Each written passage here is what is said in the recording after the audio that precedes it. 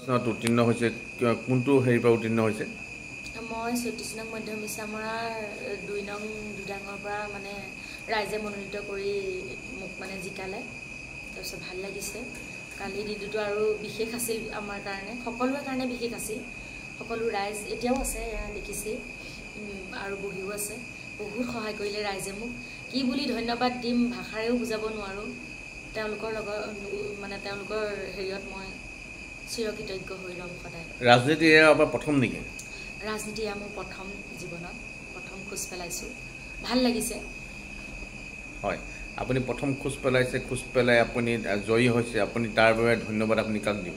মই তাৰ বাবে মোৰ লগত সকলো ৰাইজ মিলিত হৈ মানে প্ৰথম দিনাখনৰ পৰাই মানে মোক বহুত চেষ্টা কৰিছে, লগত ঘূৰিছে জিকাবলৈ, আৰু জিকিলেও কষ্টৰ ফল মিঠা, ৰাইজে নখ জোকাৰিলে নৈ বয়, এই কথাষাৰ প্ৰতিপন্ন হৈছে। কোনোবা দলৰ পৰা আপুনি প্ৰতিনিধিত্ব কৰিছিলে?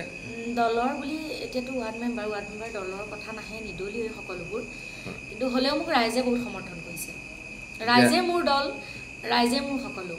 এতিয়া আপুনি ৰাইজৰ হৈ মানে কি কৰিব, ৰাইজৰ হৈ কেনেদৰে কাম কৰিব, আগবাঢ়ি যাব?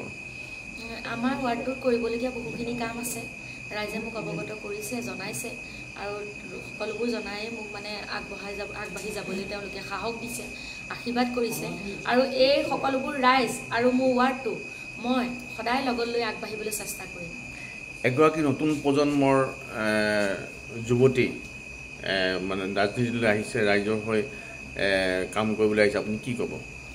প্ৰথম চাওক, আপোনালোকৰ চেনেলটিলৈ মই অশেষ ধন্যবাদ জ্ঞাপন কৰিছোঁ। আৰু বৰ্তমান আমাৰ যিগৰাকী গাঁও সভাৰ সদস্য নিৰ্বাচিত হৈছে, তেখেতসকলে মই শুভেচ্ছা জ্ঞাপন কৰিছোঁ। গতিকে বাকী অনাগত কাৰ্যকালত তেখেতে গাঁওখনৰ উন্নয়নৰ হকে কামখিনি কৰি নিব বুলি ৰাইজে আশা ৰাখিছে, আৰু সেইমৰ্মে ৰাইজে তেখেতক নিৰ্বাচিত কৰিছে সকলো ৰাইজৰ মনোনীত প্ৰাৰ্থী হিচাপে। আৰু গতিকে পিছত তেওঁ এই ধৰক হিতাধিকাৰী আঁচনিয়ে হওক, কাইলৈ ঘৰৰ ক্ষেত্ৰতে হওক, ৰাস্তাৰ ক্ষেত্ৰতে হওক, বা আমাৰ পানী যোগান আঁচনিৰ ক্ষেত্ৰতে হওক, এই সকলোবিলাকত তেখেতে সক্ৰিয় ভূমিকা লৈ আমাক ৰাইজক উপকৃত কৰিব বুলি আমি আশা ৰাখিছোঁ। বিপুল ভোটত জয় কৰিছে মোৰ নিজৰ ভণ্টি হয়, জিকাই দিছে। তাৰ কাৰণে আজি আমি আনন্দ উৎসৱ কৰিছোঁ, বিহু গাইছোঁ, বিহু নৃত্য কৰিছোঁ।